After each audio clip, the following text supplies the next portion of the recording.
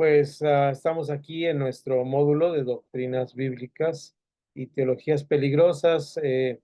Hoy ya tenemos esta parte que el maestro ah, eh, nos ha regalado eh, para Martín Etzen, que nos ha regalado esta presentación que les prometí hablar sobre estas dos doctrinas que se encontraron en el siglo XVI, después de la Reforma Religiosa, y que constituyeron un, un reto para la iglesia, eh, para la iglesia en ese tiempo, y ahora sí ya podemos analizarla con el tiempo, ¿no? Con el tiempo se pueden ir analizando estas doctrinas y lo vamos a hacer. Se trata de una parte de la doctrina de la salvación y nos va a ayudar mucho. No voy a abundar mucho en fechas ni en nombres para que sea más fluida la presentación, pero sí voy a dejar la presentación aquí en la grabación para que los que la vean y la escuchan y los que están aquí en presencial eh, sincrónicamente puedan después revisarlo en el video que quedará grabado y ver los nombres y fechas si les interesa abundar en esto. Los amigos y amigas que vean el video en forma asincrónica, es decir, después de que se grabó esta clase, también podrán tener ahí los nombres para consultar datos, ampliar fechas, posturas, para que de esta manera pueda ser pues realmente algo ventajoso para, para estudiar, quien quiera ampliar más el tema. Es un tema interesante. Y empiezo diciendo lo que el profesor, que es un historiador cristiano y un teólogo muy bueno del siglo pasado, el profesor Pablo Deiros, decía en su escrito maravilloso que hizo sobre la doctrina del Espíritu Santo, y él empezaba diciendo que ninguna doctrina nace del escritorio de un teólogo, todas las doctrinas nacen de la experiencia de el trabajar juntos como comunidad de fe, la hermenéutica. Naturalmente, esa hermenéutica está basada en la palabra de Dios. No puede haber una interpretación fuera de la palabra de Dios y la palabra de Dios interpreta a sí misma.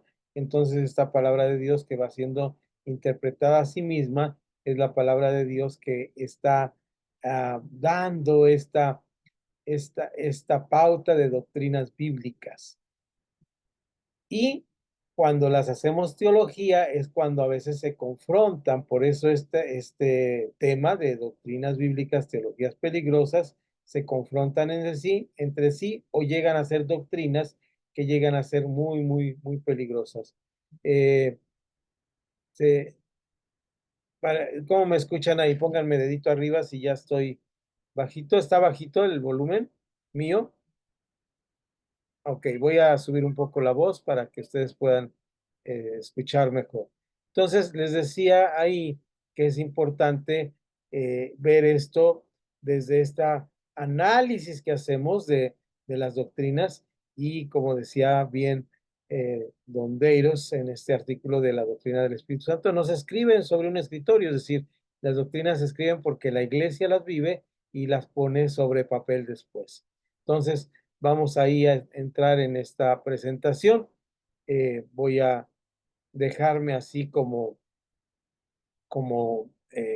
principal imagen, pero voy a poner la presentación. Ustedes me van a decir qué tan buena es la calidad de la presentación, si se ve suficientemente grande. Si no, pues la pueden revisar ustedes en el momento que ya tengamos eh, nuestra grabación. ¿De acuerdísimo? Entonces vamos a empezar a compartir aquí y en este momento tenemos las letras pequeñas. Para los que están en celular, a lo mejor muy pequeña, vamos a modificar la letra a ver si se ve más la pantalla. Entonces vamos a modificar acá esta manera, a ver, esta manera para que me vean, me oigan hablar también. Entonces aquí vamos a ver, ahí estamos. Creo que ahí me pueden ver y oír, espero, este, que me estén viendo y oyendo. Se los perdí de vista, así que voy a dejar otra vez. Ay, perdón, bueno, estoy aquí a prueba y error. Entonces, creo que es aquí. Es este y es... Ahora sí, parece que ahora sí los veo, por lo menos ustedes podrán ver la pantalla. Pónganme dedito arriba si ven la pantalla y ahí está el título. Gracias, Sergio. Entonces ahí se ve un poco más grande y podemos empezar a analizar. Eh, Decía que agradecemos al maestro Martín Etzen que nos prestó esta presentación en el curso que tomamos de Aquila y Priscila de doctrinas eh, bíblicas y teologías peligrosas. Él nos hizo esta presentación y me parece que es muy pertinente para entender el choque de las dos maneras, ¿no? Entonces, hay unas teologías que están en conflicto. No vamos a regresar al siglo 16 y al regresarnos ahí en el tiempo, en el túnel del tiempo al siglo XVI, tenemos que un clásico de este siglo es la lucha entre dos tendencias o posturas. Estas dos posturas o tendencias son, así se conocen. No vamos a entrar ahorita mucho en definirlas demasiado. Ahí queda en la presentación para que las entendamos. Se sigue discutiendo aún este tema entre calvinismo y arminianismo, y en este tema tenemos que revisarlo con detenimiento, así que les pido que vuelvan al video, lo revisen nuevamente para ir viendo las posturas. Entonces, los protagonistas, primero vamos a pensar en los protagonistas, aunque se dice por ahí que los calvinistas, el calvinismo, los seguidores de Calvino eran más calvinistas que Calvino, es decir, los que siguieron esta doctrina después de un tiempo, pues eran más aferrados, ¿verdad? Y vemos primeramente a este señor, que ahí está la fecha, no la menciono para no hacernos bolas, pero es claro que es el siglo XVI. Él era abogado, teólogo, él era francés, es considerado uno de los padres de la Reforma Protestante del siglo XVI y instauró la teocracia en Ginebra, ¿verdad? En este libro famoso, que es un libro gordito, bastante interesante, interesante como libro histórico, no nos dice mucho, pero es un libro histórico porque él planea cómo debe ser un gobierno de Dios en una ciudad, en la ciudad de Ginebra, y escribe este libro que se llama Instituciones de la Religión Cristiana, ¿no? Entonces, este Juan Don Calvino es famoso por este famoso libro que tenemos ahí. Ustedes pueden revisar datos, fechas con gusto. Y su antagonista, vean ustedes, se llamó Jacobo. Don Jacobo es más o menos, se dan cuenta, mayor que él, pues por algunos años, es decir, él nace 4 años antes de que muriera Calvino, o sea que prácticamente no se pudieron conocer, es lo que nos está diciendo aquí, que no se pudieron conocer en sí ellos. Entonces, eh, pues son sus ideas las que se confrontan en sí, ¿no? Son sus ideas. Damos la bienvenida por ahí a Arturo, por ahí lo vi llegar, lo tengo aquí en la lista para ir viendo quién llega, por eso estaba buscando este modo de presentación que nos permitiera ver quién llegaba. Entonces vean ustedes ahí que están los dos, lo que nos interesa, él no es francés, es el holandés y es un profesor de una universidad. Ahí están los datos por los que quieran abundar. ¿Qué pasó con ellos? ¿Quiénes son los protagonistas? Algunas doctrinas. Bueno, esta doctrina, el calvinismo, eh, ahí pueden ustedes, me levantan ahí la manita así cuando lo necesiten y yo aclararé cualquier cosa para no irnos tan rápido. Yo aquí checaré la hora para que tengamos tiempo de contestar respuestas y demás. El calvinismo dice que hay una depravación total del ser humano. Dice, se pregunta, el calvinismo se pregunta, ¿mudará el etíope su piel? El etíope es del norte de África y es morenito. Dice, y el leopardo, sus manchas, hace esta pregunta. Así también, hablando un español antiguo de la versión de Jeremías 13:23, así también podéis vosotros hacer bien estando habituados a hacer mal. La posición del calvinismo es una posición donde la gracia es absoluta y no hay manera que el hombre se salve a sí mismo. Esto es bíblico, ¿se dan cuenta? Esta postura es una postura bíblica. El hombre no puede salvarse a sí mismo, el hombre es incapaz de salvarse a sí mismo, pero por el otro lado, un señor, Jacobo, dijimos, que nació eh, cuando eh, Calvino faltaban 4 años para morir, él dice que la depravación es parcial. Hay una depravación parcial del ser humano. No me avergüenzo del Evangelio porque es poder de Dios para salvación de todo aquel que cree. Es decir, hay una progresiva regeneración del ser humano. Eh, Ahorita lo voy a explicar así de sencillo. Por un lado, el calvinismo dice, el hombre no hace nada más que aceptar la gracia de Dios. Y el arminianismo dice, si es necesario que el hombre tenga un proceso, porque en Romanos 1:16 dice que el Evangelio es poder de Dios para salvación de todo aquel que cree. Hasta ahí las dos posturas son bíblicas y son verdad. Vamos a ver cómo fueron estas doctrinas convirtiéndose en teología, sobre todo con los seguidores de estas personas, y realmente ahí Arminio reaccionó al punto de vista calvinista. Arminio reaccionó al punto de vista calvinista porque el calvinismo habla de una elección incondicional.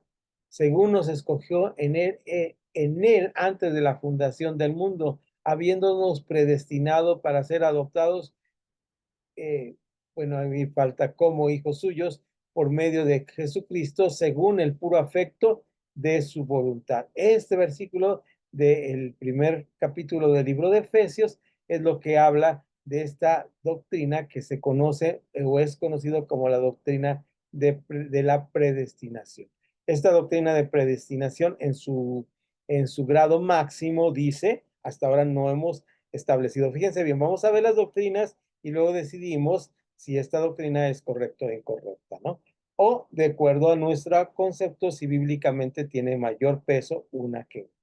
Esta doctrina, yo he dicho en algunas clases y he expresado este punto de vista mío que dice, es como en el Quijote, al final del libro del Quijote, cuando llega al final, llega un momento que Sancho Panza se da cuenta que a la persona que sigue no le va a dar la famosa ínsula que le promete como reinado para después de sus conquistas. Y entonces él expresa una frase ahí en el Quijote que dice, Sancho nací, Sancho he de morir. Entonces así el calvinismo dice, salvo nací, salvo he de morir, morir por medio de la predestinación. Daré al final mi punto de vista sobre esto, que es solamente mi punto de vista, y luego daremos sus puntos de vista, regresaremos aquí para discutir sobre esto. Eh, Mientras que el arminianismo dice elección condicional. Esto es bueno y agradable delante de Dios, nuestro Salvador, el cual quiere que todos los hombres sean salvos y vengan al conocimiento de la verdad. Lo dice el mismo autor por medio del Espíritu Santo, pero ahora no en Efesios, sino en primera a Timoteo 2:4, todos los hombres sean salvos, ¿verdad? Entonces, no es que el hombre, uno esté predestinado para salvarse, otro no. Aquí parece que Pablo dice, todos los hombres tienen oportunidad de escoger si son salvos o no. Su decisión es la que los hace salvos. Esta es la división. Por un lado, el calvinismo dice, Sancho nací, Sancho de morir, y mientras el otro dice, tu decisión va a ser la diferencia en todo esto. Lo que tú decidas va a ser la diferencia. Estas dos posturas están encontradas. Bien, vamos a dejar aquí un momentito nuestra presentación. Vamos a salir un momentito para reaccionar a esto.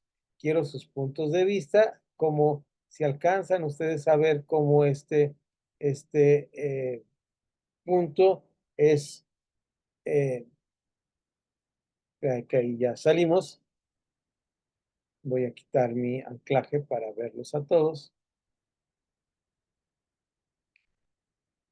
Y allá veo, bueno, están. Gracias, Sergio, por prender tu cámara. Pero ahí veo a Daniela y Arturo, pues creo que anda manejando por ahí, pero ahí estás. Muy bien. ¿Cómo ven esto, hermanos? ¿Cómo ven este asunto? Las dos posturas. No tiene que ser una respuesta correcta. En este momento simplemente estamos analizando cómo vemos estas posturas. Se han presentado dos posturas y ahora estas posturas las vamos a analizar en una hermenéutica de estas posturas. No de la Biblia, ahora no vamos a pensar en lo que creemos o cómo lo creemos nosotros, sino cómo vemos estas dos posturas.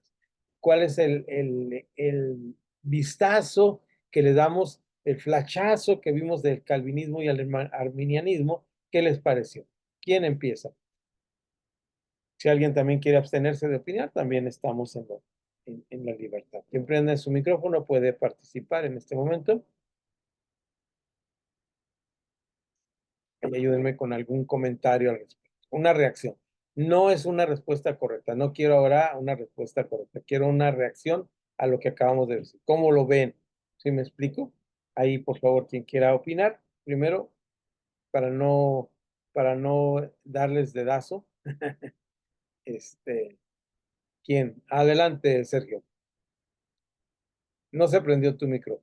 Ahí estás, Ya, prende. y bueno, yo entiendo que cada quien, uno lo dice bíblicamente y el otro casi humanamente, sus puntos de vista, ¿no?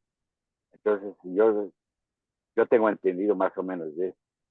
Entonces, yo en este caso, pues, me iría más por lo bíblico. ¿Ok? Esa es toda la parte. ¿Y cuál sería, antes de que cierres tu micrófono, cuál sería lo bíblico? ¿Cuál de los dos temas? Porque el Eh, otro diría que también es bíblico, ¿no? ¿Qué? Los arministas, ¿no? ¿O cómo? ¿Arminios? De Jacob Armin, sí. Ok, de acuerdo, gracias. No es para ver el punto de vista, porque es Gracias. gracias, gracias, Sergio. ¿Alguien más? Daniela o Arturo, si está en posibilidad de comentar. Adelante, Daniel. Yo sí pienso que, como decía, es que la verdad hubo una situación en el tiempo que estaba dando la explicación, de alguna manera me distraje un poco, pero lo que alcancé a entender a- con lo que pude estar más de acuerdo es con el hecho de la predestinación. Hablaba una parte, ¿no? Ujú. Pero no supe si era del calvinismo o era del arminismo. Es del calvinismo, ok. Entonces Ah, ahí ok. vemos que está, Entonces, esa parte como que concordé más con ella, pero como una de las dos no la escuché bien del todo, pues opino acerca de eso. ok, gracias, gracias. Arturo, ¿estás en posibilidad de comentar o andas ahí manejando? Nomás dime, sí, ya te saludamos. Está bien, parece que quedó ahí. Bueno, como mientras vemos y recuperamos a Arturo, porque quedó congelado, vemos que estas dos posturas no son correctas o incorrectas, son dos posturas. Adelante, Arturo, si estás en posibilidad de comentar. Sí, O tu esposa.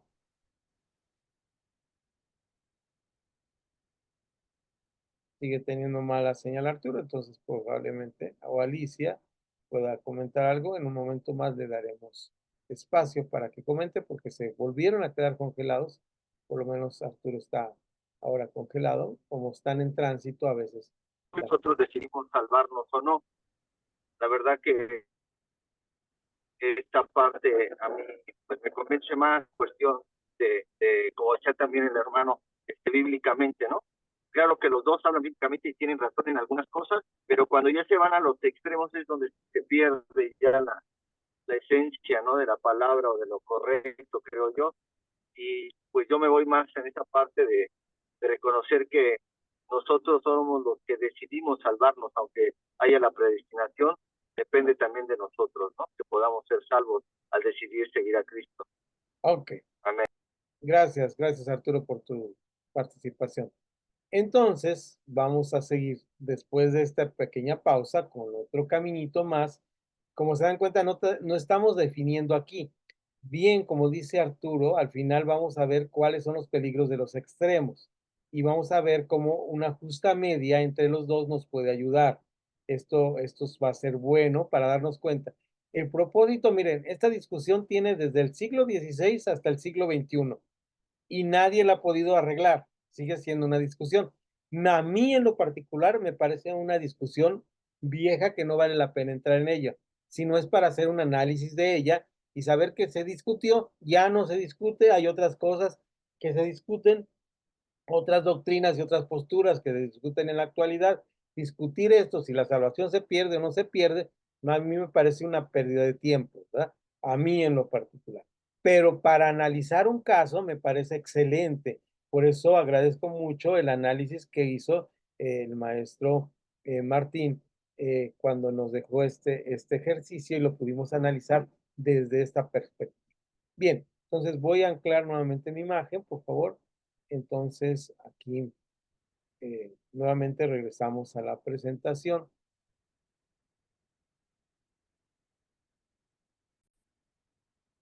Bien, ahí me ponen dedito arriba si ya estamos. Ahí estamos ya. Están viendo ustedes esta parte que estamos ahí viendo. Eh, Ahí pueden ver mi aplicación y entonces seguimos adelante aquí. Vean ustedes, esto fue lo que vimos en los versículos bíblicos, ¿no? Entonces déjenme crecer más la pantalla para que vean más grandes. Y ya son los dos puntos de vista, los dos versículos bíblicos y luego pasamos a algo que se llama calvinismo. Eh, el calvinismo habla de algo que se llama expiación limitada. Por su conocimiento, mi siervo justo justificará a muchos y cargará con los pecados de ellos. Cuando habla de muchos, quiere decir que Dios ya conocía a los que debía salvar. En esta parte estoy de acuerdo con el calvinismo. Dios debe saber los que van a ser salvos. Eso es, dejaría de ser Dios si no, ¿verdad? Me parece que es un punto y este versículo de Isaías 53 es el que habla de esto. Dice, Él justificará, Él es el que justifica. Yo no puedo ser, aunque yo tomara la decisión, esta decisión no sería más que la decisión de aceptar algo que ya me regalaron. Es en un ejemplo de evangelismo explosivo que vamos a ver en un tema más adelante del tema de evangelismo, vemos que es como la mano del mendigo que se extiende para obtener el regalo del rey. No es más que esto. El mendigo no hace nada, no merece nada, no trabajó por este regalo, simplemente lo está recibiendo. Mientras el arminianismo es una expresión ilimitada. Dios sujetó a todos en desobediencia para tener misericordia de todos. Esto dice Romanos 11. Dios sujetó a todos en desobediencia para tener misericordia de todos. La salvación entonces para los de arminianismo, de Arminio, con Jacobo, dice, la salvación está ahí abierta para todos. El calvinismo dice, no, hay unos que van a ser salvos y Dios los conoce. Me parece a mí que hasta aquí no se contradicen mucho los temas, pero también aquí vienen temas más delicados, como que el calvinismo dice gracia irresistible. Nadie puede venir a mí a menos que el Padre que me envió lo traiga. Esto lo declara, son palabras de Jesús en San Juan capítulo 6, y yo le resucitaré en el día final.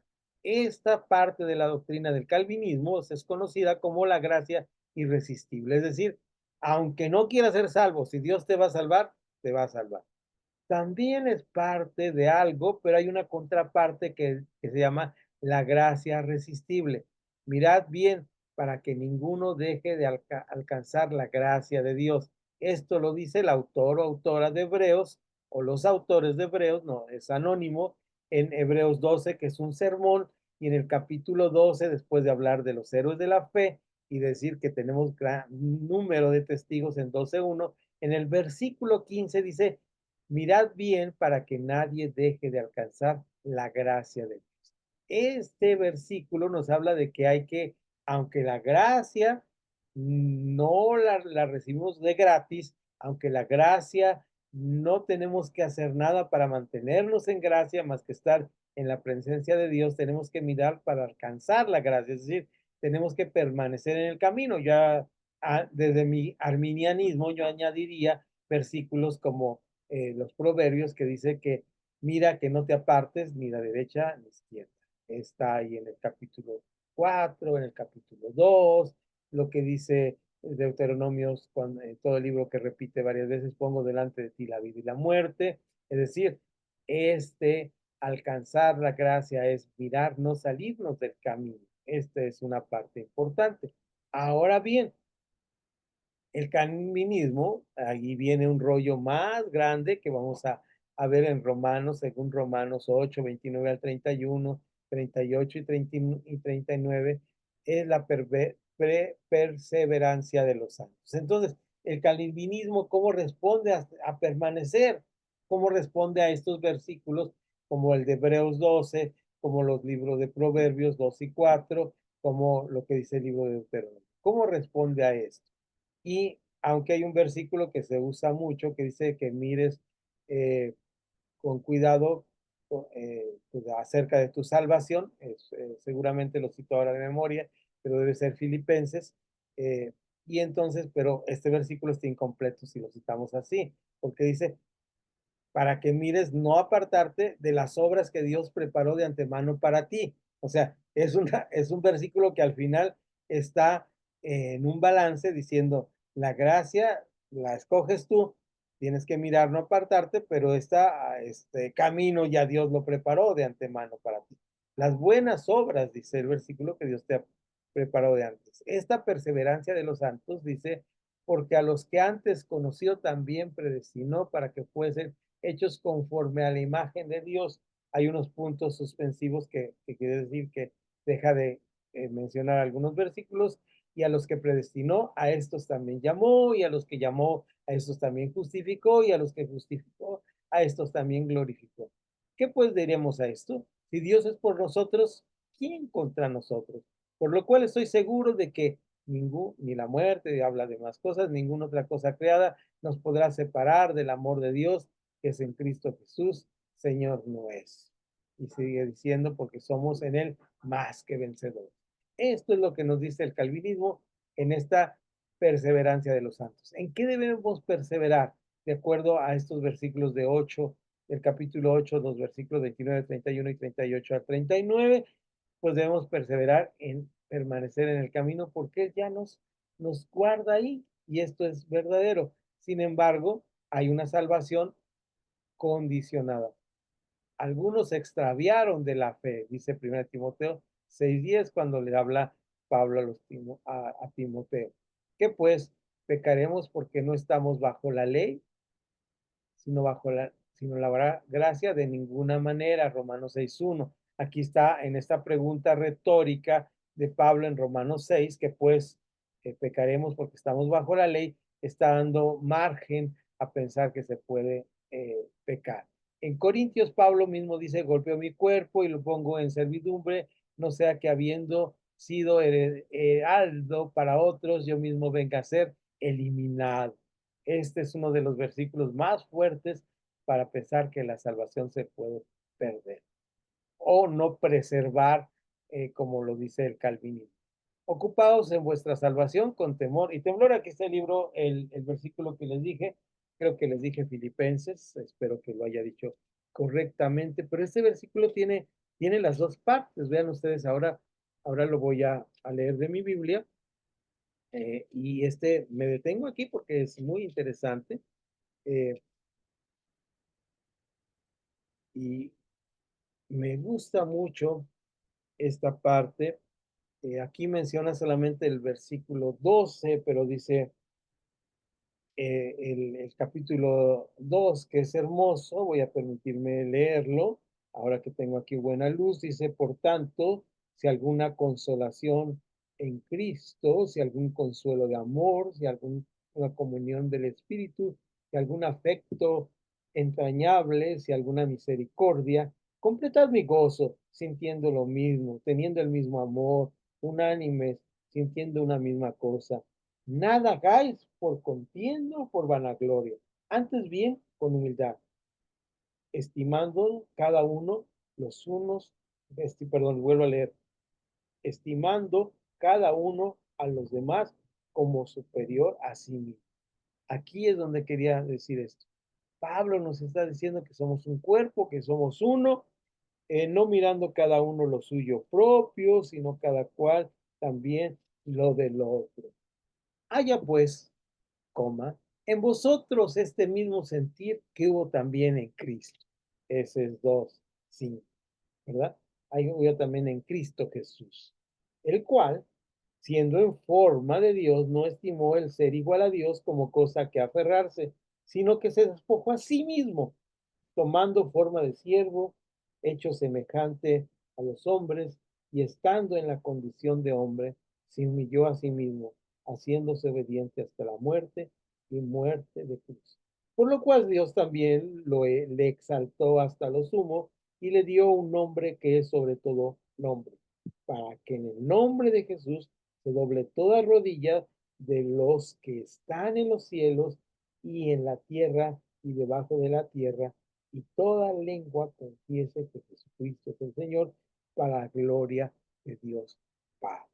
Hace un punto y aparte aquí Pablo en su escritura, y ahora nos dice, por tanto, amados míos, como siempre habéis obedecido, no como en mi presencia solamente, sino más, mucho más ahora en mi ausencia, ocupaos.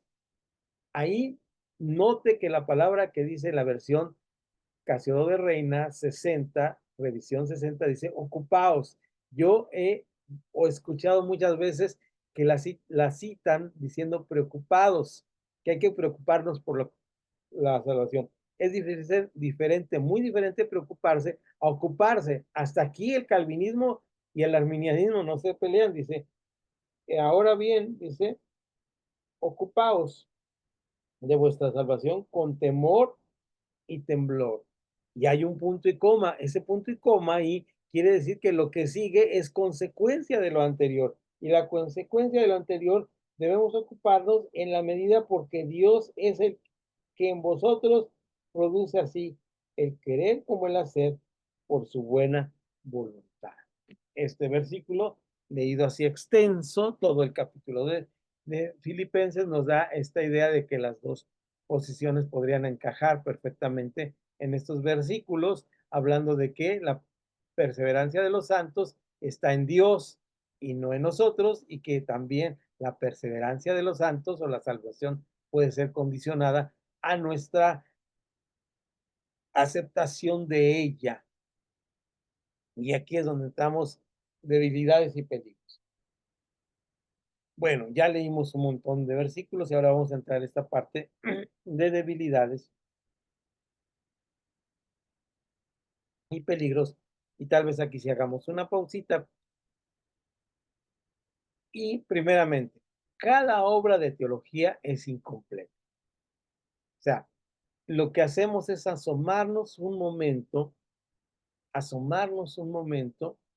a,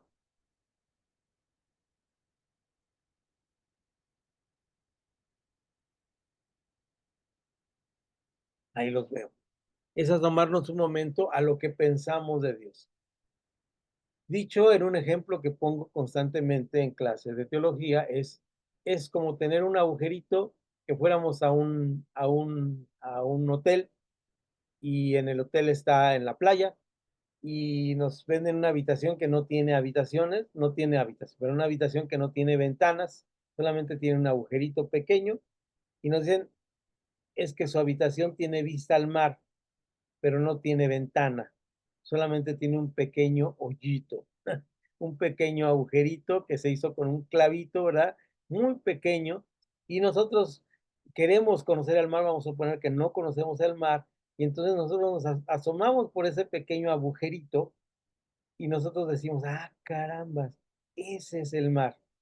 Podemos escuchar las olas del mar, podemos sentir la brisa marina, pero no estamos viendo la totalidad del mar. Aunque saliéramos de la playa, aunque estudiáramos teología, o sea, cuando conocemos a Dios, nos encerraron ahí y dicen, Dios, maravilloso Dios, por ese agujerito pequeño. Cuando empezamos a estudiar la Biblia, la palabra de Dios, es como si nos dicen, pero ahora, como su habitación de hotel no tiene vista al mar, lo que vamos a hacer es llevarlo hasta la orilla de la playa. Y ahora nos ponen en la orilla de la playa y entonces vemos aquel azul, sentimos la brisa, sentimos en nuestro pie la arena y entonces decimos, ahora conozco el mar. ¿Realmente conocemos el mar?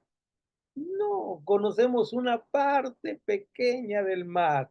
Cuando nosotros estamos viendo estas personas, ninguna obra de teología es completa. ¿Se dan cuenta? Esta frase es muy importante. Ninguna obra de teología es completa. Todas son incompletas.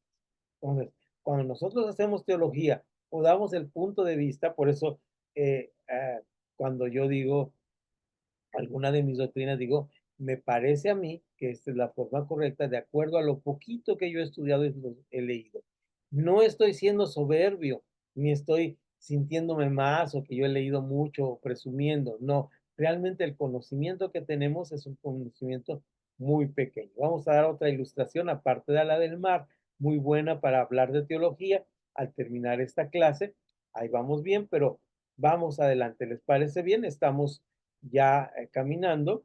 Entonces, en algún momento vamos a tener que dejar esto en continuará porque es denso y no quisiera saturarles, pero ustedes me dicen cuando se cansen, entonces me hacen así, ya hermano, ya, pare por favor, pare, hasta aquí llegamos, hasta aquí nos llegó. Entonces, vamos nuevamente, ya saben, a seguir con nuestra presentación que estamos trabajando, ¿no? Ahora estamos trabajando en esta presentación. Entonces, ahí vamos a continuar.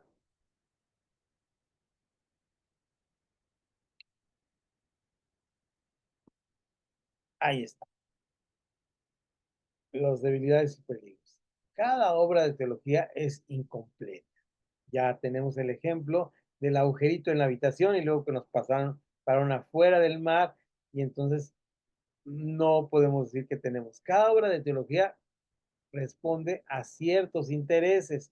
Esto es muy interesante porque los intereses detrás de la teología son muy importantes porque hay intereses de justificar ciertas cosas. Hay una frase muy importante para los que hacemos teología y decimos que tenemos una doctrina bíblica, y esa frase es, no hagas que el versículo diga lo que tú quieras, sino permite que el versículo diga por sí mismo lo que quiere decir. Entonces, eso es una parte importante. Cada obra de teología representa. Cuidado con las categorizaciones, es decir, poner categorías, esto está mal, esto está bien, esto sí es cierto, esto no es cierto, no es bueno. No es bueno decir, es calvinista, es arminianista, es cesacionista, no sé cuántos títulos. Son títulos que están en historia de las doctrinas y no podemos asegurar a ciencia cierta que ninguna de ellas es verdad. Lo podemos observar. Una buena actitud teológica es observar las diferentes teologías que hay para, como bien decía por ahí hace rato, no recuerdo quién lo dijo, pero casi estoy pensando que fue el pastor Sergio, creo que sí lo dijo, me voy por la bíblica, ¿verdad? Entonces es una buena actitud. Tratar de ser lo más bíblico posible es una buena actitud. Eh, Cuidado con los extremos, ¿verdad? ¿Cuáles son los dos extremos? Pues en el caso del que estamos viendo, del calvinismo, pues salvo nací, salvo de morir, pues voy a hacer lo que sea, de todas maneras ya Dios me salvó, pero eso no lo sabes más que Dios, eso no lo sabes tú, entonces ten cuidado, ¿no? En eso. O el otro sentido del arminianismo que dice, bueno, si la salvación se pierde, en base a todos esos versículos que vemos en la lista, incluyendo el de Filipenses 2, que ya, el 2:12, que ya leímos todos los 12 versículos y completo el versículo para saber de qué se trataba, ¿verdad? Que Dios ya preparó de antemano las obras para que andemos en ellas. Entonces nos damos cuenta que este punto de vista en el extremo nos puede tener en ese peligro de decir, ¿y si yo peco ahorita? ¿Y si me voy al infierno por este pecado? Es decir, vivimos una salvación temerosa, ¿no? Una salvación temerosa. Hay personas que viven la vida cristiana en constante temor. Los dos extremos son muy, muy malos. Vean el calvinismo. La predestinación hace innecesaria la evangelización y la misión. Si Dios ya conoce a todos y ya sabe quién van a ser salvos, pues ¿para qué evangelizamos y para qué predicamos? Ese es trabajo de Dios. Muy mal, porque la única función primordial de la iglesia es un extremo muy grave. Quiero decir que no todos los calvinistas hacen esto. Uno de los grandes programas de evangelismo que movió el siglo pasado en Latinoamérica y buena parte del mundo, que fue evangelismo explosivo, salió de una doctrina calvinista, doctrina calvinista que dice hay que presentar la gracia como es, porque la gente cree que la falta de seguridad lleva a una vida de temor. La gente vive pensando que se debe ganar el cielo, ¿verdad? Ese es el otro extremo. Se debe ganar el cielo y debe hacerse obras para ganar el cielo. Y además hay una falta de seguridad, lleva a una vida en temor. Es decir, pensando que a cada vuelta de la esquina vamos a caer en pecado, ¿no? Debemos tener este cuidado. Ser lo más honestos con nosotros mismos, recordar que esto es así. Podemos engañarnos a nosotros mismos, podemos engañar a los otros, pero a Dios definitivamente no lo podemos engañar. A Él no lo podemos engañar. Entonces, debemos estar conscientes. Si eres calvinista, si eres arminiano, tienes que estar consciente de esto. Que la vida cristiana es una vida que tiene que discernirse bajo ciertos términos. Vean ustedes cómo esta teología sistemática que inundó, aquí lo voy a pasar muy rápido, ahí dejo los nombres porque quieren investigar. Déjenme salirme un poquito. Bienvenida, Josefina, Pastora Josefina, bienvenida a esta clase. Estamos bien de tiempo, tenemos tiempo y les voy a quitar un poquito más de tiempo, pero vamos a estar ahí atentos a seguir. Vean ustedes, entonces, ¿cómo podemos tener una claridad mediana en cuanto a este tema de la salvación? Entendiendo, y aquí vamos a entrar un poquito a teologías, no del siglo XVI, sino de nuestro siglo, en dos teologías que ahora están realmente o estuvieron hasta el siglo pasado, finales del siglo XX, en discusión. Estas dos teologías es la teología sistemática y la teología del cambio. Aquí también nosotros tomamos partido, ¿verdad? Y estas dos teologías tienen sus fundadores, igual que la teología anterior, por lo menos la gente que escribió esto, y vamos a hablar de ellos. Y vamos a hablar de ellos para entender. Me gustaría que lo tomáramos esta segunda parte en un segundo tema eh, de discusión eh, para que nos fuera más enriquecedor. ¿Cómo anda su termostato de acá arriba de temperatura con toda esta información que les he estado dando? A ver, cuéntenme, por favor. A ver, un test cerebral, ¿verdad? Y a ver cómo andamos. ¿Podemos seguir o lo dejamos enfriar un poquito para seguir adelante hablando de la teología sistemática y la teología del camino y sobre este tema? ¿Qué piensan ustedes? Por mí Yo nada seguí. más una, ay, perdón. Adelante, José, y luego Daniel.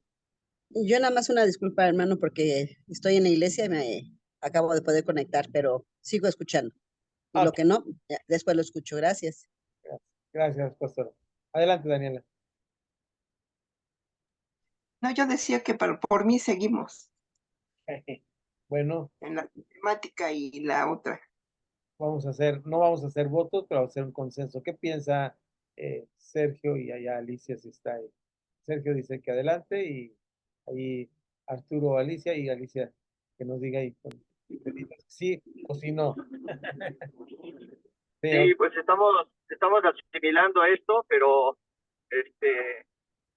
es un tema de analizar muchas cosas porque sí tienen sus puntos de vista buenos y pues también fueron bases para otras cosas, ¿no?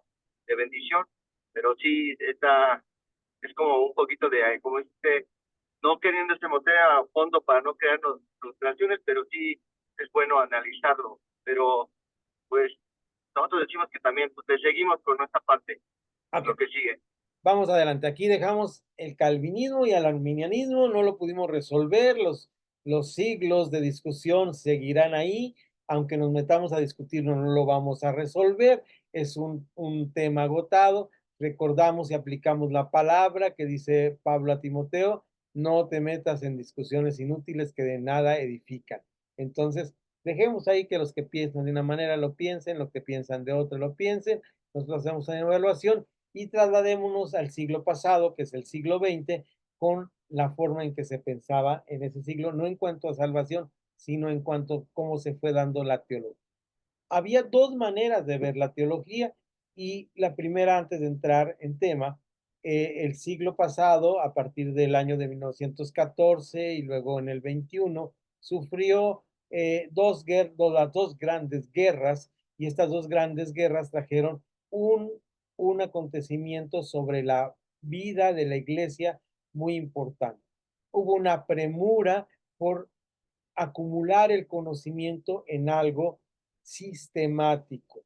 De ahí viene lo que son los sistemas, por eso estamos ahora aquí, yo en Guadalajara, ustedes en la Ciudad de México, pudiendo tener esta maravillosa clase por los sistemas, ¿verdad? Por los sistemas de computación. Lo sistemático tiene que ver con las enciclopedias, de ahí en adelante las casas editoriales no se dedicaron a tanto a hacer libros como este que tengo aquí de temas, ¿verdad? Libros de temas así que estuvieran sueltas, sino hicieron algo que se llamó las enciclopedias. Toda hogar que se preciara de ser un hogar con cierta dignidad de cultura tenía que comprar una enciclopedia. Por eso había vendedores de enciclopedias por toda la ciudad. ¿Recuerdan ese tiempo maravilloso que uno era ya de intelectualidad si lograba tener en su casa una enciclopedia? Había desde enciclopedias pequeñas de 4 volúmenes, ¿verdad? Enciclopedias para jóvenes, el tesoro de la juventud, o cuando uno era muy de clase muy abajo, pues a lo que aspiraba es a ir al puesto de periódico y comprar sus elecciones, ¿verdad? Y eso era un proceso de información que llamamos sistemática o de enciclopedia. Ese proceso ya se acabó, ahora tenemos otro tipo de sistema. Sin embargo, esto repercutió en la teología a tal grado que se creó algo llamado la teología sistemática. Cuando la gente escuchó que había teología sistemática y que estuvo de moda y todos querían ser de la teología sistemática, todos se aferraron a la teología sistemática sin darse cuenta que era una teología que tenía una doctrina, que tenía una forma y de esta manera, regreso ahora a mi presentación, de esta manera entendemos que eh, ahí estamos elementos de discernimiento. Había la teología sistemática, esto ya es en el siglo XX, frente a la teología del cambio. A un señor que se llamaba Luis, si no me equivoco, Berkhoff, hizo un volumen grande, yo no lo he leído, es un libro de consulta, ¿verdad? He leído varios de los temas porque son, digo mal si lo digo ahora de memoria, pero deben ser 69 teologías. Vean ustedes, lo pueden ver en internet. Es un libro tan viejo y tan común, tan de dominio popular que está en internet. Así se busca. Teología sistemática de Berkhoff. Y esta teología sistemática de Berkhoff marcó toda la teología sistemática del siglo XX. Frente a pues había teólogos importantes que decían que no tenía toda la razón, pero como él lo sistematizó en estos capítulos, habló de la fe, del pecado, de la gracia, de la iglesia, y en pequeños artículos que podía leer uno en pequeñas frases, Esto es parte de la sistematización en bloques pequeños que podíamos asimilar. No era un libro completo sobre la eclesiología, sino era un solo capítulo que hablaba de la iglesia, decía de esta manera, es Dios es esto, Jesucristo es esto, la salvación es esto, es decir, había una sistematización de la teología. Y esto marcó todo lo que fue la segunda mitad, la posguerra, en la segunda mitad, y a todos los que nosotros, como yo, que somos del año 59, vivimos esta posguerra y queríamos tener la teología sistemática. Frente a la teología sistemática de Berkhoff, eh, salió una teología que era una teología del camino. Esta teología del camino, principalmente representada por un escocés, fíjense, también calvinista, es curioso, también calvinista, estudioso Juan A. Mackay, que se dice que era un escocés con alma latina, porque él era misionero. En toda Latinoamérica fue misionero y él fundó colegios, estaba dedicado a la educación principalmente. Ustedes pueden, ahí queda el nombre en la presentación para que investiguen acerca de él, todo su camino, su trayectoria. Estos dos hombres, eh, bueno, Berkhoff no conozco su biografía, realmente no me ha interesado mucho, pero es del siglo pasado, posiblemente nació a principios de siglo, murió pues por ahí por los 80, según recuerdo, y Juan Mackay Juana Mackay es anterior al siglo XX, es del siglo finales del siglo XIX, y sobrevivió hasta los 90 años, así que llegó hasta los 80 también, y él decía algo, hay dos maneras de hacer teología. Desde el balcón, como lo hace,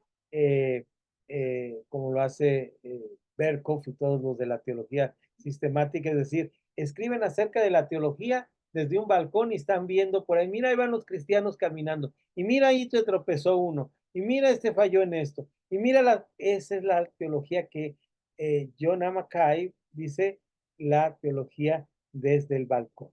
Dice, pero hay una forma diferente de hacer teología que es caminando el camino, la teología del camino. Por eso, esta teología del camino en Latinoamérica y sobre todo desde Latinoamérica empezó a marcar una pauta, sobre todo porque las iglesias que llamamos nosotros en teología neumática, es decir, que tenían la obra y el poder del Espíritu Santo para moverse, y muchas de ellas eran productos de avivamientos, de verdaderos avivamientos espirituales, tenían esta idea de que la teología sistemática era una teología que no era correcta porque solamente eran dichos de teólogos y no todos los teólogos eran tan cristianos, y había que probar esta fe en el camino. Había que hacer una prueba de la fe en el camino, en la conducta misma. Y un suizo llamado Francisco Schaeffer, que tuvo un centro de retiro para jóvenes, era un poco como de los años 70, y en este centro de retiro llamado Abril, en este centro en Suiza, él hablaba en sus charlas, comentarios, grababa videos, escribía libros, y en este decía que la doctrina era correcta cuando se podía poner en práctica. Y habló de algo que he mencionado mucho, no solo la ortodoxia, correcto, doxia, doctrina, sino la ortopraxis, la doctrina que se puede poner en práctica. Entonces, esta doctrina en práctica tenemos que ver cuando analicemos el arminianismo, el calvinismo, cuando analicemos cualquier doctrina, a veces nos dicen, a ver, ¿qué piensa usted de esta doctrina? A ver, pues vamos a ver, ¿es vivible? ¿Es posible vivir con ella o no es posible? ¿Qué es el punto de edificación? Yo como maestro, yo lo primero que digo, ¿qué es el punto de enseñanza? ¿Qué es el punto? ¿Qué nos enseña a vivir? ¿Qué nos hace vivir más cristianos? Entonces, ahí tenemos estos pilares de estos pensamientos que se contraponen entre sí. La teología sistemática de Berkhoff, yo he peleado con ella, porque, por ejemplo, dice, ninguna iglesia de tipo congregacional es bíblica, porque la Biblia dice que la iglesia es de esta manera. Ancianos, presbíteros, obispos, y de esta manera, una manera hacia abajo. Mientras que yo pienso, de acuerdo a mi denominación, de los hermanos menonitas y los anabautistas, que los gobiernos bíblicos y originales deben ser horizontales. Entonces, eh, de hecho, me parece cuando leo el capítulo, no recuerdo ahora el capítulo de esta teología de la iglesia, del gobierno de la iglesia, que inclusive llega a decir Berko que ni es bíblica ni está bien delante de Dios. Entonces, lo que pasa con la teología sistemática es que es muy, muy radical en este sentido, y entonces no tiene esta funcionalidad de ser una teología del camino. Como dice Mackay y como confirma Schaeffer cuando dice la teología hay que vivirla en la realidad.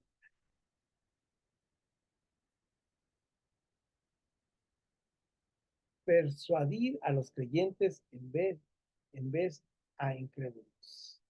Creo que está mal escrito ahí no estoy seguro, pero este es el versículo que quería leer para cerrar, para poner el candado a la enseñanza de esta teología del camino, haciéndoles, habiéndoles enseñado un día, vinieron a él muchos a la posada, los cuales les declaraba y les testificaba el reino de Dios desde la mañana hasta la tarde, persuadiéndolos acerca de Jesús, tanto por la ley de Moisés como por los profetas. Es decir, la palabra de Dios es para que las personas sean persuadidas, persuadir a creyentes en vez de a incrédulos. Es decir, ¿qué debemos hacer con los creyentes? Que tengan una vida transformada. Ese es el objetivo de los creyentes. Aunque sociológicamente se dice que no es una razón del crecimiento de la iglesia evangélica en nuestro país, pero sí es un factor, me parece, indispensable de mencionar que cuando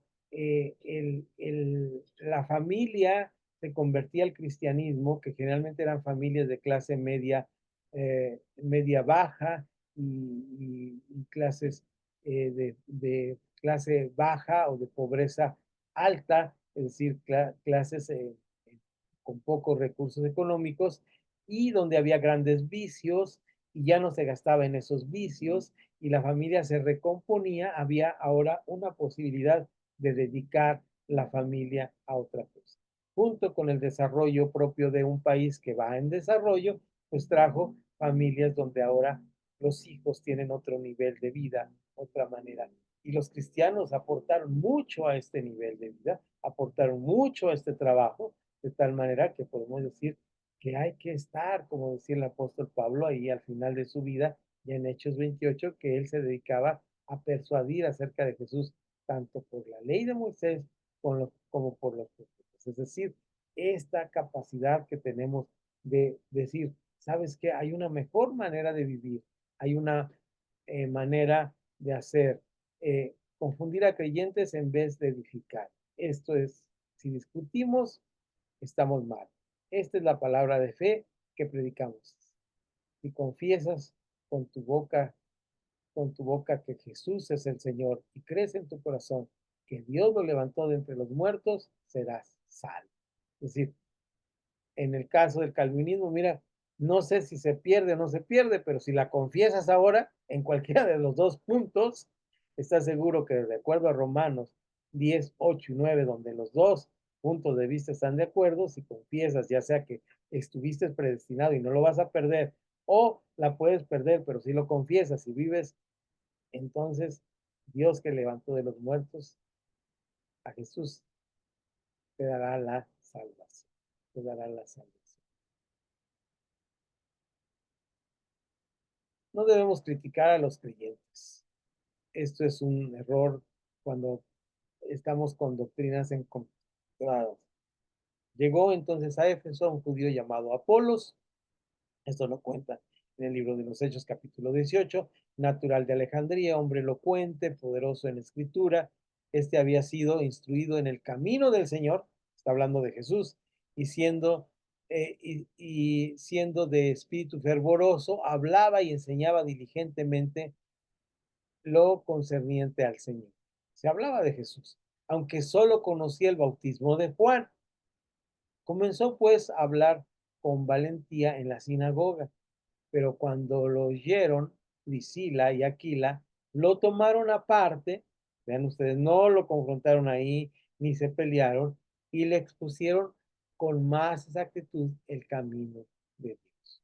No debemos poner etiquetas a alguien y decir, no, eres calvinista, ya no puedo hablar contigo, sino podemos seguir adelante en el camino, ¿verdad? Podemos hablar de doctrinas diferentes. Ahora vamos a hablar en los siguientes temas de algunas doctrinas que en la actualidad son controversiales, que unos creen de una manera y de otra. Pero mira, vamos a hablar con exactitud del camino de Dios y seguir en la ortopraxis. Si esto te funciona para vivir una vida cristiana y para glorificar el reino de Dios, adelante. Sigue adelante con eso. Eh, no debemos que estas discusiones dividir a la iglesia en vez de fortalecerlas. Esto es malísimo cuando estas discusiones dividen la iglesia y aquí tenemos que aplicar rápidamente Romanos 16, 16, 17 y 18. Pero ruego, hermanos, que os fijéis en los que causan divisiones y ponen tropiezo en contra de la doctrina que vosotros habéis aprendido. Apartaos de ellos, porque tales personas no sirven a nuestro Señor Jesucristo, sino engañan los corazones de los ingenuos. Es decir, no te metas a discutir con ellos, simplemente, pues si no crees así, está bien, o sea, ¿qué puedo hacer? Hay momentos, eh, tengo que decirlo aquí, recientemente en nuestra pequeña comunidad de fe hubo una persona que dijo, pues sí quiero asistir con ustedes, pero no estoy de acuerdo con que hagan esto. Entonces dijimos, bueno, pero ahí cómo, porque es nuestra doctrina. Yo le explicaba a los que hacemos la pastoral ahí, les decía, es que imagínense que yo invito a mis alumnos de México a mi casa para tomar la clase aquí en Guadalajara y están invitados en mi casa y me dicen, oye hermano, ¿y puedo bañarme? Sí, hermano, puede bañarse, tenemos un horario porque solamente hay una regadera y me dicen, pero ¿sabe qué hermano? Yo en mi casa tengo tina, le he invitado aquí, ¿verdad? Aquí es así, aquí es de esta manera. Pues, si alguien viene a nuestra iglesia y dice, pues es que yo pienso que la salvación se pierde, que la salvación no se pierde, y ustedes creen otra cosa, pues miren, no nos metamos en que nos vengan a enseñar. Nosotros creemos de esta manera, y como dijo el pastor Sergio, pues para nosotros es bíblico, ¿verdad? Y si para ti no es bíblico, pues entonces discutir acerca de esta es una pérdida de tiempo, la verdad. No debemos caer en esta pérdida de tiempo y sobre todo esta parte de los frutos es lo importante, porque al final es lo que nos va a llevar a a la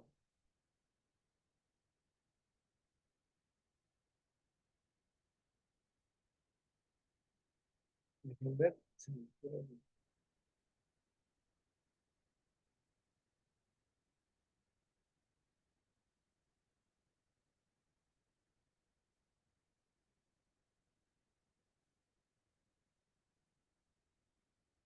vamos a leer este verso. Frutos. Guardaos de los falsos profetas que vienen a vosotros vestidos de ovejas, pero por lo demás son lobos rapaces. Por sus frutos los conoceréis. ¿Acaso se recogen uvas de los espinos o higos de los abrojos?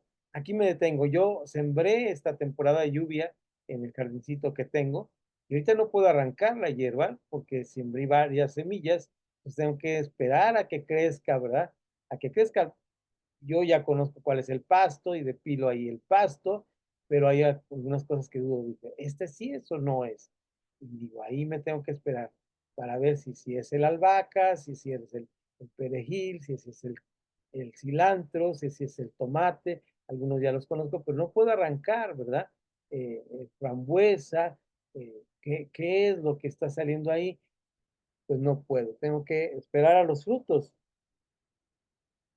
Así, todo buen árbol da buenos frutos, pero el árbol malo da frutos malos. No puede el buen árbol dar malos frutos, ni el árbol malo dar frutos buenos. Todo árbol que no da fruto es cortado y echado al fuego, así que por los frutos los conoceréis. No todo el que me dice, Señor, Señor, entrará en el reino de los cielos, sino el que hace la voluntad de mi Padre que está en los cielos. Muchos me dirán en aquel día, Señor, Señor, no profetizamos en tu nombre y en tu nombre echamos fuera demonios y en tu nombre hicimos muchos milagros. Entonces les diré, nunca os conocí, apartaos de mí. Y esa es la manera en que se han apartado, por ser hacedores de maldad. Nosotros somos hacedores de paz, no hacedores de maldad.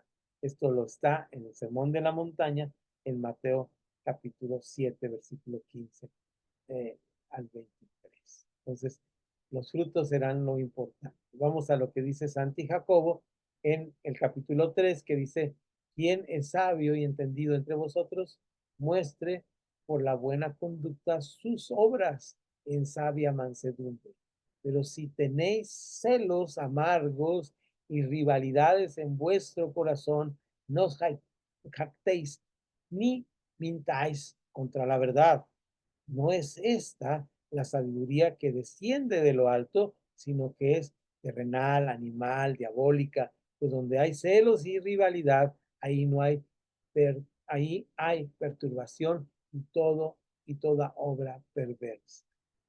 Pero la sabiduría, la Sofía de Dios, la Sofía, la sabiduría que es de lo alto, es primeramente pura, después pacífica, amable, benigna, llena de misericordia y de buenos frutos, sin incertidumbre ni hipocresía.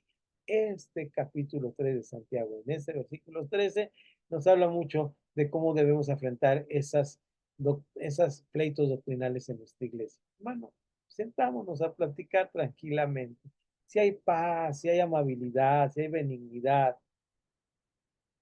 pues vamos adelante en el camino del Señor. No se trata ni de convencernos ni de desconvencer. Se trata de vivir la vida cristiana. Esta es la función de aprender de doctrinas bíblicas fundamentales, de aprender de la sana doctrina, de aprender de las doctrinas que son bíblicas y las teologías que llegan a ser peligrosas. Y aquí vamos a hablar de teología al final y hacemos ya una breve revisión de cómo andamos del termostato de nuestro cerebro. Ya es la conclusión, estamos bien, lo vamos a terminar. Ya no les voy a preguntar ahora, pero nada más un descansito de esto. ¿Se dan cuenta cómo todo esto de la teología, empezamos con Calvino y empezamos también con Jacobo, Arminio, y estos dos personajes tenían, o sus seguidores tenían este pleito por la salvación en cuanto a la gracia que se pierde o no se pierde, pero luego vimos cómo en el siglo pasado hubo toda esta discusión sobre la teología sistemática y la teología del camino, y al último vimos que realmente no vale la pena discutir en todo esto. ¿Por qué? Porque la teología al fin y al cabo, como dije, es cuando nos convertimos, cuando vimos por primera vez ese agujerito, ahora que estudiamos la palabra, nos llevaron frente al mar, pero no lo conocemos. Un maestro mío nos contó una historia que impactó mi vida cuando nos estaba dando la clase de teología. Y este gran hombre sabio nos contó la historia, una historia famosa se cuenta por varios maestros, pero me la contó por primera vez y me impresionó, de un grupo de hindús. Estos hindús eran ciegos de nacimiento. Y estos hindús ciegos de nacimiento estaban recluidos en una casa para protegerles, es la manera de protegerles. Vivían en una comuna, en una sola casa, donde todo estaba a la mano, al tiento, para saber cómo podían ellos, ando por estas mismas, yo de ir a este reclusorio, pero no espero no llegar a ese punto, ¿verdad? Pues todavía veo las cosas, ¿verdad? Entonces, como si estuvieran totalmente cieguitos los pobrecitos, y ahí en ese momento estaban. Y un día, en una plática, ellos deciden, ¿por qué no vamos a conocer el mundo? Alguien que vaya de nosotros, vamos a mandar un emisario a conocer el mundo. Y dijo, no, un emisario no es suficiente, vamos a mandar dos. y alguien dijo, no, no vamos a mandar 2, vamos a mandar 3 a conocer el mundo.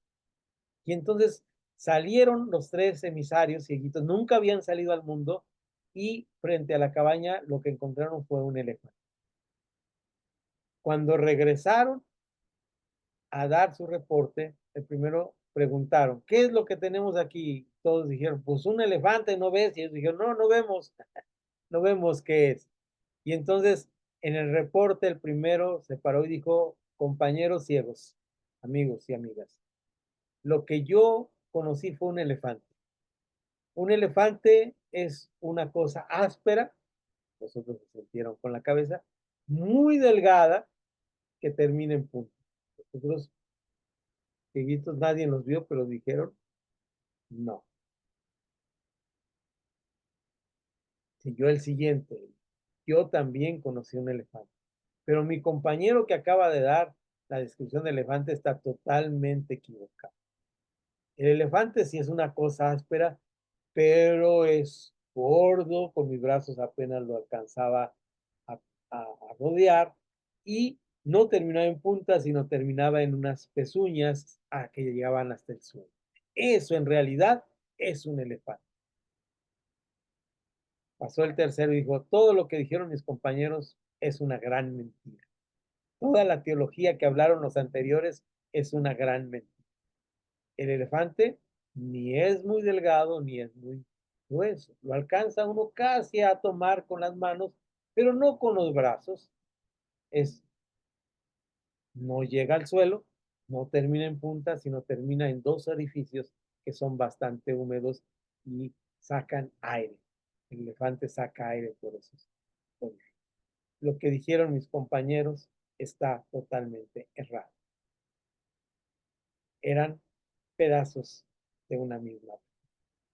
En la teología, mis queridos hermanos, hermanas, no tenemos más que pedazos de una verdad que no conocemos hasta que estemos en Apocalipsis 20, 21, 22, en el río de la vida, en su presencia, donde estas cosas ni siquiera serán importantes, porque Él llenará a todos, todos, y seremos parte de su plenitud y de su verdad.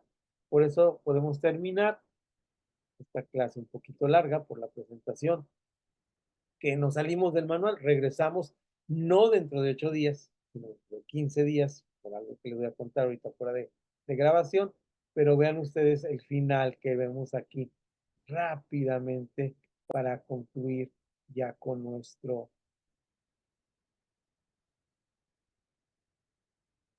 tema biológico.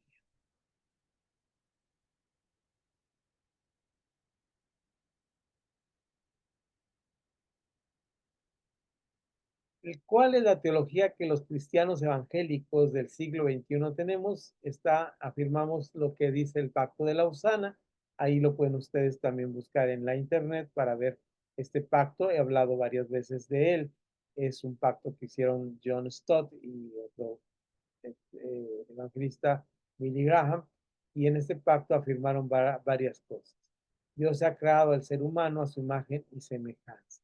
El pecado ha destruido la relación entre Dios y el ser humano. Cristo vino a restaurar la relación entre Dios y el ser humano. Eso lo dice el Pacto de Lausana. No se metió en teologías, no se metió en discusiones, simplemente en las verdades centrales de la vida. Los puntos fundamentales son en los que debemos estar de acuerdo, ¿no? En estos puntos fundamentales debemos estar de acuerdo. Ahí en la grabación podrán ustedes tomar la nota para apuntarla con toda claridad y tenerla de esta manera. Ahorita lo puedo dejar también, ¿no? En el chat para que ustedes lo tengan. Y dice el último, Cristo encomendó a sus discípulos, nosotros, la tarea de predicar la reconciliación entre Dios y los hombres. Por eso este pacto de Lausana, les he dicho, es un pacto evangelístico, porque hasta entonces no se evangelizaba, sino se crecía la iglesia, se crecía porque la iglesia crecía en Dios estaba en Cristo reconciliando consigo al mundo, no tomándoles en cuenta a los hombres sus pecados, y nos encargó a nosotros la palabra de la reconciliación. Así que somos embajadores en el nombre de Cristo, como si Dios rogara por medio de nosotros. Os rogamos en el nombre de Cristo, reconciliados con Dios. Segundo a los Corintios, capítulo 5, versículos 19 y 20. Pues hasta aquí el regalo que nos hizo el maestro, que termina, y animémonos unos a otros para que nuestros ojos estén puestos en Jesucristo, quien es el autor y consumador de nuestra fe, como dice Hebreos capítulo 12, que es un bonito libro, bonito capítulo. Y hasta aquí el tema. Nos vemos